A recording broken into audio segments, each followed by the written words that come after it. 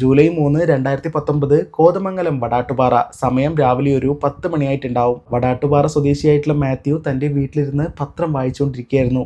ഇങ്ങനെ പത്രം വായിച്ചുകൊണ്ടിരിക്കുന്നതിനിടയ്ക്കാണ് പെട്ടെന്ന് അദ്ദേഹം ആ ഒരു കാര്യം ഓർത്തത്. റബ്ബർ പാൽ എടുക്കാനായിട്ട് പോയ തൻ്റെ ഭാര്യ മേരി ഇനിയും തിരികെ വന്നിട്ടില്ലല്ലോ എന്നാണ് അദ്ദേഹം ആലോചിച്ചത്. ഒരുപക്ഷെ വീടിൻ്റെ മറ്റേതെങ്കിലും ഭാഗത്ത് മേരി ഉണ്ടോ എന്ന് അറിയാൻ വേണ്ടിയിട്ട് അദ്ദേഹം മേരി എന്ന് ഉറക്കെ വിളിച്ചു ചോദിച്ചു. പക്ഷെ ആരും വിളി കേൾക്കുന്നില്ല. അതുകൊണ്ട് തന്നെ മാത്യു ഒരു കാര്യം ഉറപ്പിച്ചു, മേരി ഇനിയും വീട്ടിലേക്ക് തിരികെ എത്തിയിട്ടില്ല എന്ന്. എന്തായാലും ഒന്ന് പോയി നോക്കാമെന്ന് വിചാരിച്ച് വീട്ടിനടുത്ത് തന്നെ ചേർന്ന് കിടക്കുന്ന റബ്ബർ തോട്ടത്തിലേക്ക് മാത്യു പതിയെ നടന്നു പോയി. അവിടെ എത്തിയിട്ട് ആ ഒരു റബ്ബർ തോട്ടത്തിൻ്റെ ചുറ്റും ജസ്റ്റ് ഒന്ന് നോക്കുമ്പോൾ അവിടെ ഭാര്യ മേരിയെ കാണാനില്ല.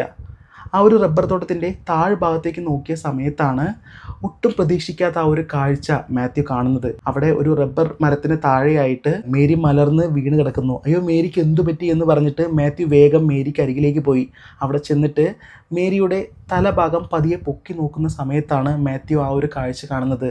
മേരിയുടെ കഴുത്തിൻ്റെ ഭാഗത്ത് നിന്നും തല വേർവിട്ട അവസ്ഥയിലാണ് ആ സമയത്ത് ഉണ്ടായിരുന്നത്. മേരിയുടെ കഴുത്തിൽ ആഴമുള്ള 2 മുറിവുകളുണ്ട്. ആരോ കത്തി കൊണ്ട് അതിശക്തമായിട്ട് കുത്തിയിറക്കിയതുപോലെ. രക്തം വാർന്ന് മരിച്ചു കിടക്കുന്ന തൻ്റെ ഭാര്യയെ കണ്ടപ്പോൾ മാത്യു അലറി നിലവിളിച്ച് കരയാനായി തുടങ്ങി. മാത്യുവിൻ്റെ നിലവിളി ശബ്ദം കേട്ട് അവിടെയുള്ള നാട്ടുകാരെല്ലാവരും ആ ഭാഗത്തേക്ക് ഓടിക്കൂടുകയും ചെയ്തു. മറ്റാർക്കും യാതൊരു ഉപദ്രവവും ചെയ്യാത്ത ആ കുടുംബത്തിലെ കാര്യങ്ങൾ മാത്രം നോക്കി സമാധാനത്തോടെ ജീവിച്ചു വരുന്ന മേരിയെ ഈ റബ്ബർ തോട്ടത്തിനുള്ളിൽ വെച്ച് അതിക്രൂരമായിട്ട് കൊലപ്പെടുത്തിയത് ആരാണ്? എന്തിനു വേണ്ടിയിട്ടായിരിക്കും കൊലപാതകി ഇത്തരത്തിലൊരു ക്രൂരകൃത്യം ചെയ്തത്? അതായത് ഒന്ന് നിലവിളിച്ച് കരയാൻ പോലും പറ്റാത്ത രീതിയിലാണ് കത്തി കൊണ്ട് കഴുത്തിൻ്റെ ഭാഗത്തേക്ക് കുത്തി ഇറക്കിയിരിക്കുന്നത്.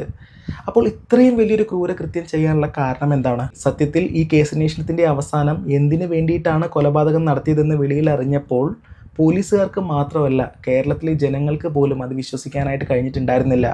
അത്തരമൊരു കാരണമാണ് കൊലപാതകി പറഞ്ഞിട്ടുണ്ടായിരുന്നത്. സോ മേരിയെ ആരാണ് കൊലപ്പെടുത്തിയത്, എന്തിനു വേണ്ടിയാണ് കൊലപ്പെടുത്തിയത്, നമുക്ക് നോക്കാം. വെൽക്കം ടു വിഷ്ണു ലോകം.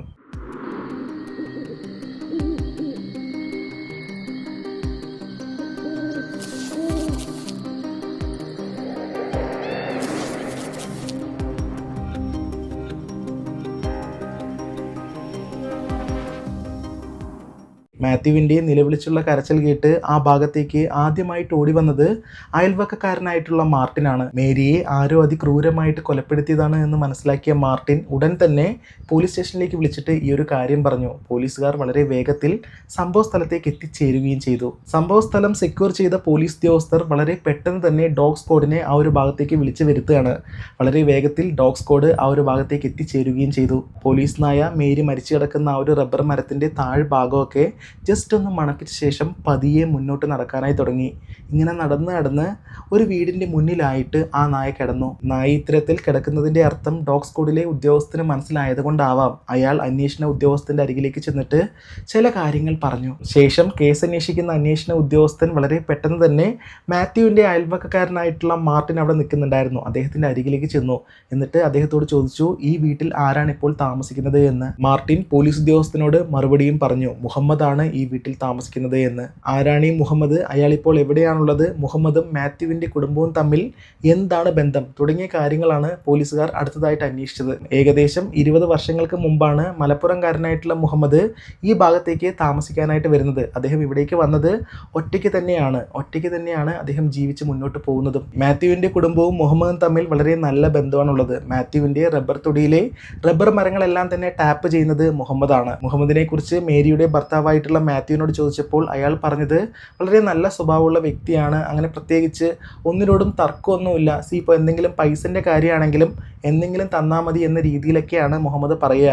അതല്ലാതെ തർക്കമൊന്നുമില്ല, വളരെ നല്ല മനുഷ്യനാണ് എന്നാണ് മാത്യു മുഹമ്മദിനെ കുറിച്ച് പറയുന്നത്. പക്ഷേ മാത്യുവിൻ്റെ അയൽവക്കക്കാരനായിട്ടുള്ള മാർട്ടിൻ മുഹമ്മദിനെ കുറിച്ച് ചില കാര്യങ്ങൾ പോലീസുകാരോട് പറഞ്ഞു കൊടുത്തിട്ടുണ്ടായിരുന്നു. ഇത് കേട്ടപ്പോൾ പോലീസുകാർ ഏറെക്കുറെ ഉറപ്പിച്ചു മുഹമ്മദ് തന്നെ ആയിരിക്കും ഈ ഒരു കൊലപാതകം ചെയ്തിട്ടുണ്ടാവുക എന്ന്. പോലീസുകാർ ഇങ്ങനെ ഉറപ്പിക്കാൻ മാർട്ടിൻ മുഹമ്മദിനെ കുറിച്ച് പോലീസുകാർക്ക് പറഞ്ഞു കൊടുത്ത കാര്യം ഒന്നാമത്തെ കാര്യം തന്നെ സാർ അവൻ തന്നെയായിരിക്കും ഈ കൊലപാതകം നടത്തിയത് എന്നാണ്. രണ്ടാമത്തേത് സ്ത്രീകളോട് വളരെ മോശമായിട്ട് പെരുമാറുന്നൊരു വ്യക്തിയാണ് മുഹമ്മദ് എന്നും മാർട്ടിൻ പറഞ്ഞിട്ടുണ്ട്. അതായത് സ്ത്രീകൾ കുളിക്കുന്ന കുളക്കടവിലെല്ലാം തന്നെ ഒളിഞ്ഞു നോക്കാറുണ്ട്. ഇത്തരത്തിൽ ഒളിഞ്ഞു നോക്കുന്നത് താൻ നേരിൽ കണ്ടിട്ടുണ്ട് എന്നും മാർട്ടിൻ പറഞ്ഞു. ഇതൊന്നും കൂടാതെ മുഹമ്മദിന് ഒരുപാട് സ്വഭാവ വൈകൃതങ്ങളുണ്ട്. അതായത് ചില ആഴ്ചകളിൽ മുഹമ്മദ് ആരോടും സംസാരിക്കില്ല, മൗനവ്രതം എന്ന രീതിയിലായിരിക്കും എല്ലാവരോടും പെരുമാറുക. അതല്ലെങ്കിൽ മറ്റു ചില ദിവസങ്ങളിൽ വീട് അടച്ചിട്ട് വീട്ടിനുള്ളിൽ തന്നെ മുഹമ്മദ് ഇരിക്കും, വെളിയിലേക്ക് ഇറങ്ങുകയില്ല.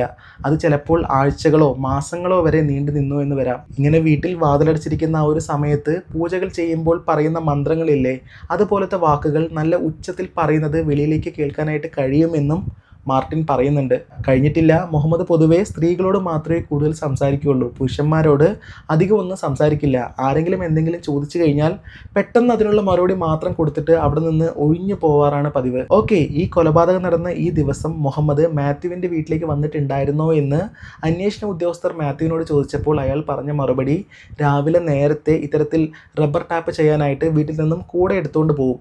സോ ഇതിന് വേണ്ടിയിട്ട് വീട്ടിൽ വന്നിട്ടുണ്ടായിരുന്നു. കൂടെ എടുത്തുകൊണ്ട് പോയ ശേഷം ടാപ്പെല്ലാം കഴിഞ്ഞിട്ട് തിരികെ വീട്ടിലേക്ക് ഈ കൂടെ കൊണ്ട് വെക്കാനായിട്ട് വന്നിട്ടുമുണ്ടായിരുന്നു എന്ന് മാത്യു പറഞ്ഞിട്ടുണ്ട്. അതുകൂടാതെ കൂടെ ഇത്തരത്തിൽ വീട്ടിലേക്ക് കൊണ്ടുവെക്കാനായിട്ട് വന്ന ആ ഒരു സമയത്ത് വെളിയിൽ മഴ ചാറുന്നുണ്ടായിരുന്നു. ഇങ്ങനെ മഴ ചാറുന്നത് കൊണ്ട് തന്നെ മുഹമ്മദിന് വീട്ടിൽ നിന്നും വെളിയിലേക്ക് പോകാനായിട്ട് കഴിഞ്ഞില്ല. സോ മുഹമ്മദ് വീടിൻ്റെ സൈഡിൽ തന്നെ നിന്നു. ഇത് കണ്ടപ്പോൾ മേരി മുഹമ്മദിനോട് സംസാരിക്കുന്നതായിട്ട് ഞാൻ കേട്ടു. എന്തായാലും മഴ ചാറുകയല്ലേ, മുഹമ്മദിക്ക ഇപ്പോഴൊന്നും വീട്ടിലേക്ക് പോകണ്ട, നിങ്ങൾ എന്തായാലും ഇവിടെ നിൽക്ക്, ഞാൻ ചായ ഇട്ട് തരാമെന്ന് പറഞ്ഞിട്ട് മേരി മുഹമ്മദിന് ആ സമയത്ത് ഒരു ചായ ഇട്ട് കൊടുത്തിട്ടുമുണ്ട്. അങ്ങനെ മേരി കൊടുത്ത ചായ കുടിച്ച ശേഷമാണ് മുഹമ്മദ് വീട്ടിൽ നിന്നും പോയത് എന്ന് മാത്യു പോലീസിനോട് പറഞ്ഞു കൊടുത്തു. മുഹമ്മദിനെ കുറിച്ച് ഇത്രയും കാര്യങ്ങൾ മനസ്സിലാക്കിയ അന്വേഷണ ഉദ്യോഗസ്ഥർ മാത്യുവിൻ്റെ നൈബറായിട്ടുള്ള മാർട്ടിനെ അരികിൽ വിളിച്ചിട്ട് അയാളോട് ചോദിച്ചു, ഇവിടെ കൂടി നിൽക്കുന്ന ജനങ്ങളിൽ മുഹമ്മദ് ഉണ്ടോ എന്ന്. മാർട്ടിൻ മറുപടിയായിട്ട് പറഞ്ഞത്, മാത്യുവിൻ്റെ നിലവിളി കേട്ട് ഞാൻ ഈ ഭാഗത്തേക്ക് ഓടി വരുന്ന ആ ഒരു സമയത്ത് മുഹമ്മദ് ഒരു ഓട്ടോയിൽ കയറിയിട്ട് പോകുന്നത് ഞാൻ കണ്ടു എന്നാണ്. ഇത് കേട്ട ഉടനെ തന്നെ പോലീസുകാർ മുഹമ്മദ് കയറിപ്പോയ ആ ഓട്ടോയിലെ ഓട്ടോ ഡ്രൈവറുടെ നമ്പർ കളക്ട് ചെയ്തിട്ട് അയാളെ ഫോണിൽ വിളിച്ചു. എന്നിട്ട് അയാളോട് പറഞ്ഞു, നിങ്ങൾ മുഹമ്മദിനെ എവിടെയാണ് ഇറക്കി വിട്ടത്, അല്ലെങ്കിൽ മുഹമ്മദ് നിങ്ങളുടെ കൂടെയുണ്ടോ തുടങ്ങിയ കാര്യങ്ങൾ ചോദിച്ചപ്പോൾ ഓട്ടോ ഡ്രൈവർ പറഞ്ഞത്, ഞാൻ മുഹമ്മദിനെ കോതമംഗലം ടൗണിലാണ് ഇറക്കി വിട്ടത്, വണ്ടി കാത്തു നിൽക്കണോ എന്ന് മുഹമ്മദിനോട് ചോദിച്ചപ്പോൾ, വേണ്ട, എനിക്ക് കുറച്ച് സാധനങ്ങൾ മേടിക്കാൻ ഉണ്ട്, തിരികെ ഞാൻ ബസ്സിൽ അങ്ങോട്ടേക്ക് വന്നോളാമെന്നാണ് മുഹമ്മദ് എന്നോട് പറഞ്ഞത് എന്നും ഓട്ടോ ഡ്രൈവർ പോലീസുകാരോട് പറഞ്ഞു. തുടർന്ന് മുഹമ്മദ് ഏത് ബസ്സിൽ കയറിയിട്ടാണ് തിരികെ വരുന്നത് എന്ന് മനസ്സിലാക്കിയ ശേഷം പോലീസുകാർ റോഡിൽ വെച്ച് ആ ബസ് തടഞ്ഞു. എന്നിട്ട് ബസ്സിനുള്ളിൽ ഉണ്ടായിരുന്ന മുഹമ്മദിനെ വലിച്ച് താഴേക്ക് ഇറക്കുകയും ചെയ്തു. പോലീസുകാർ മുഹമ്മദിനെ ബസ്സിൽ നിന്നും താഴെ ഇറക്കുന്ന സമയത്ത് മുഹമ്മദിൻ്റെ കയ്യിൽ ഒരു സെഞ്ചി ഉണ്ടായിരുന്നു. എന്തായാലും മുഹമ്മദിനോട് കാര്യമായിട്ടൊന്നും സംസാരിക്കാതെ നമുക്കൊന്ന് സ്റ്റേഷനിലേക്ക് പോയിട്ട് വരാമെന്ന് പറഞ്ഞ് പോലീസുകാർ ജീപ്പിൽ കയറ്റിയിട്ട് നേരെ സ്റ്റേഷനിലേക്ക് കൊണ്ടുപോയി. അവിടെ ചെന്ന ശേഷം മുഹമ്മദ് പോലീസുകാരോട് ഇങ്ങോട്ടൊരു ചോദ്യം ചോദിച്ചിട്ടുണ്ടായിരുന്നു.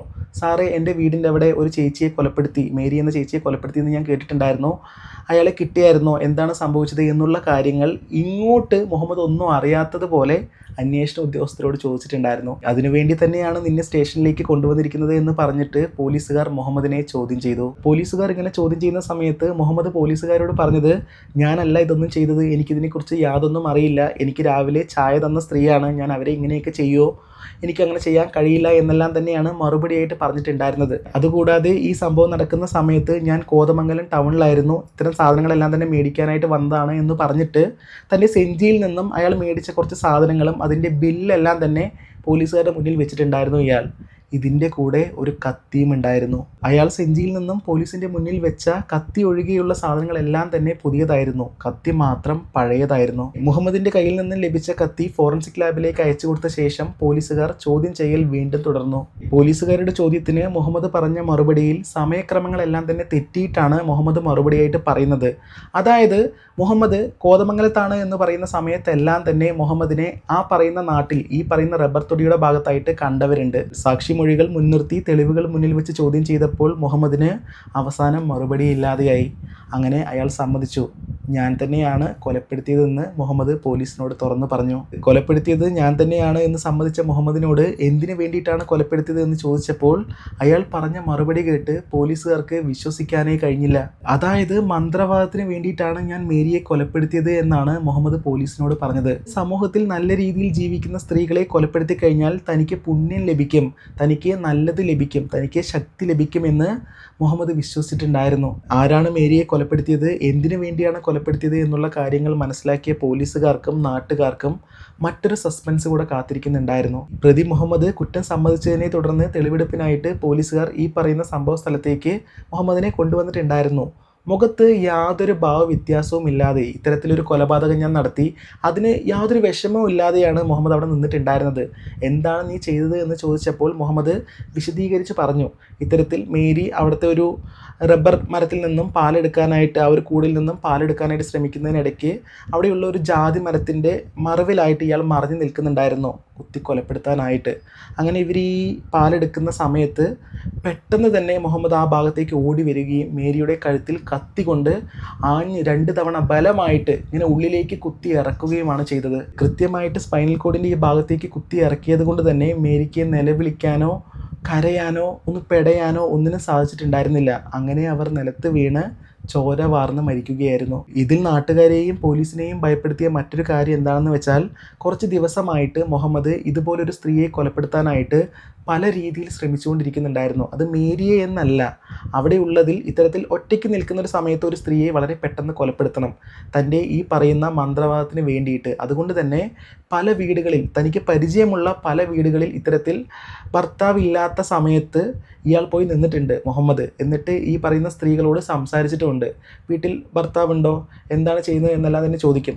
ആ ഉണ്ടല്ലോ, ഇപ്പോൾ വിളിക്കാട്ടോ എന്ന് പറഞ്ഞിട്ട് ഈ പറയുന്ന സ്ത്രീകൾ വീട്ടിനുള്ളിലേക്ക് പോകുന്ന സമയത്ത് മുഹമ്മദ് അവിടെ നിന്നും പോവുകയും ചെയ്യും. അതെ, മുഹമ്മദ് കുറച്ച് ദിവസങ്ങളായിട്ട് ഒരു സ്ത്രീയെ കത്തി കൊണ്ട് കുത്തി കൊലപ്പെടുത്തണം എന്ന് വിചാരിച്ചിട്ട് അവിടെ എല്ലാം തന്നെ അന്വേഷിച്ചുകൊണ്ടിരിക്കുകയായിരുന്നു ഒരു സാഹചര്യത്തിന് വേണ്ടിയിട്ട്. ആ ഒരു സമയത്ത് റബ്ബർ തൊടിയുടെ ഭാഗത്തായിട്ട് മേരിയെ തനിച്ച് കിട്ടിയപ്പോൾ ഇത് തന്നെയാണ് അവസരമെന്ന് വിചാരിച്ച് വളരെ പെട്ടെന്ന് അവിടേക്ക് വന്ന് കത്തി കൊണ്ട് കഴുത്തിൽ കുത്തിയതാണ്. വെറും വൃത്തികെട്ട അന്ധവിശ്വാസത്തിൻ്റെ പുറത്ത് യാതൊരു പ്രകോപനവും ഇല്ലാതെ ഒരാളെ കുത്തി കൊലപ്പെടുത്തുക. ഈ സംഭവം നടക്കുന്നതിന് 1.5 വർഷങ്ങൾക്ക് മുമ്പ് ഷോജി എന്ന പേരിലൊരു സ്ത്രീയെ വീട്ടിൽ വെച്ച് കഴുത്തറുത്ത് കൊലപ്പെടുത്തിയ ഒരു കേസ് ഉണ്ടായിരുന്നു. ഷോജിയുടെ വീട് മാത്യുവിൻ്റെ വീട്ടിൽ നിന്നും 1.5 കിലോമീറ്റർ മാത്രമേ ദൂരമുള്ളൂ. ഷോജിയെ കൊലപ്പെടുത്തിയത് ആരാണെന്ന് പോലീസുകാർക്ക് ഇതുവരെ കണ്ടെത്താനായിട്ട് കഴിഞ്ഞിട്ടുണ്ടായിരുന്നില്ല. ഷോജി കൊല്ലപ്പെട്ട ആ ദിവസം അവരുടെ വീട്ടിൽ ചില അറ്റകുറ്റപ്പണികൾ നടക്കുന്നുണ്ടായിരുന്നു, 2ാമത്തെ നിലയുടെ. അതുകൊണ്ട് തന്നെ ആ വീട്ടിലെ പണിക്കാർ ചായ കുടിക്കാനായിട്ട് പോകുന്ന ആ സമയത്താണ് കൊലപാതകി ആ വീട്ടിൽ കയറിയിട്ട് ഷോജിയെ കഴുത്തറുത്ത് കൊന്നത്. കഴുത്തറുത്ത് കൊന്നു എന്ന് പറയുമ്പോൾ